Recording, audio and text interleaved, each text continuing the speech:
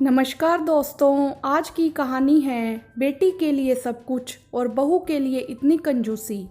घर में खुशी का माहौल था। अंजलि की नंद दीपा को देखने के लिए लड़के वाले आ रहे थे अगले हफ्ते। उनकी आवभगत में अंजलि की सास बहुत बिजी थी।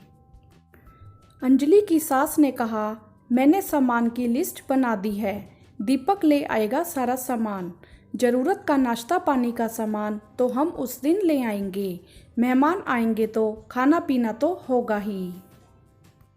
ठीक है सासू माँ, मैं भी साथ चली जाऊंगी। मैंने भी अपनी ज़रूरत का कुछ सामान लेना है। नहीं बहू, तुम कैसे जा सकती हो? यहाँ काम कौन करेगा? दीपा आती होगी कॉलेज से, थक जाती है बेचारी। सुबह कॉलेज जाना, फिर कोचिंग जाना। तुम जाओ और फटाफट खाना रेडी करो। अंजलि ने फटाफट राजमा चावल और पनीर की सूखी सब्जी बनाई। दीपा आई और सासू माँ ने कहा, अंजलि खाना लगाओ। दीपा ने कहा, क्या भाभी, आज मेरे लिए आप पिज़्ज़ा बनाना भूल गई? भाभी ने रिक्वेस्ट करके कहा, दीपा आज यह खा लो, कल बना दूंगी। नहीं भाभी, मुझे तो आज ही खाना है। अरे बहू, जाकर बना दो ना। पिज़्ज़ा बनाने में कौन सा टाइम लगता है? तुम तो घर पर ही रहती हो, उसे कॉलेज जाना है, पढ़ाई करनी है, वह तो थक जाती है बेचारी। अंजलि ने दीपा के लिए पिज़्ज़ा बना दिया। शाम को अंजलि के मायके से फ़ोन आता है। अंजलि के भतीजे के जन्मदिन की पार्टी है।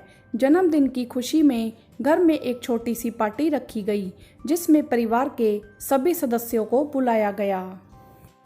अंजलि की माँ कहती है, बेटी तुम और तुम्हारे ससुराल से सभी लोग आ जाना, मिलना हो जाएगा। वैसे भी काफ़ी समय से तुम आई नहीं हो। ठीक है माँ, मैं अपनी सासू माँ को बोल दूंगी।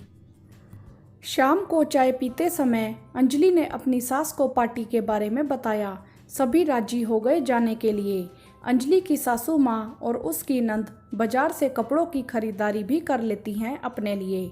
जब अंजलि उनसे कहती है, मुझे भी बाजार से न्यू ड्रेस लेना है पार्टी में पहनने के लिए, तो सासू माँ कहती है, बहू तुम्हें क्या ज़रूरत है नई ड्रेस लेने की? तुम्हारी कितनी साड़ी पड़ी हैं, उनमें से ही एक पहन लेना। वैसे भी तुम जाती कहाँ हो? कौन सा पार्टी में सब तुम्हें ही देखेंगे। अंजलि कुछ नहीं कहती, पर मन ही मन उसे बहुत बुरा लगता है। अंजलि मन ही मन सोचती है कि सासू माँ ने बेटी को तो न्यू ड्रेस दिला दी, लेकिन बहू के लिए इतनी कंजूसी। सभी सुबह अंजलि के मायके चले जाते हैं। वहां पहुंचते ही सब ससुराल वालों की बहुत आवभगत होती है। पार्टी का समय भी हो गया है। सभी तैयार हो रहे हैं नए कपड़ों में। अंजलि अपनी शादी में मिली हुई साड़ी ही पहनती है। पार्टी हो जाने के बाद अंजलि के ससुराल के सभी लोग चले जाते हैं, पर अंजलि वहीं मायके में ही रुकती है, क्योंकि उसकी माँ ने उसकी सास को कह दिया था रुकने के लिए। एक हफ्ता रुकने के बाद जब अंजलि अपने घर जाती है तो उसकी माँ उसकी सास, ससुर, नंद, पति सभी के लिए नए कपड़े, मिठाई, स्नैक्स सब एक बैग में पैक कर देती है। अंजलि के लिए भी एक नई साड़ी और एक नया सूट पैक कर देती है और कहती है, बेटी यह सब दे देना अपनी सासू माँ को। यह देखकर अंजलि की आंखों में आंसू आ जाते हैं कि उसके ससुराल में तो उसने सिर्फ कंजूसी देखी है, क्योंकि वह बहू है इसीलिए। पर अपनी माँ से क्या कहे, वह सोचती है कभी तो उसकी सास भी इस तरह से सोचे कि बहू के लिए ससुराल में कंजूसी ना की जाए, उसे भी बेटी की तरह ही रखा जाए।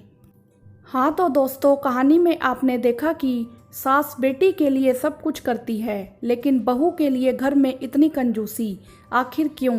बेटी और बहू में इतना फ़र्क क्यों? जब तक सास एक बहू को बेटी नहीं मानेगी, तब तक बहू सास को माँ कैसे मानेगी? बहू को भी बेटी की तरह ही समझें, तभी आपका घर स्वर्ग बनेगा। वीडियो को लाइक करें, शेयर करें और चैनल को सब्सक्राइब भी करें। धन्यवाद।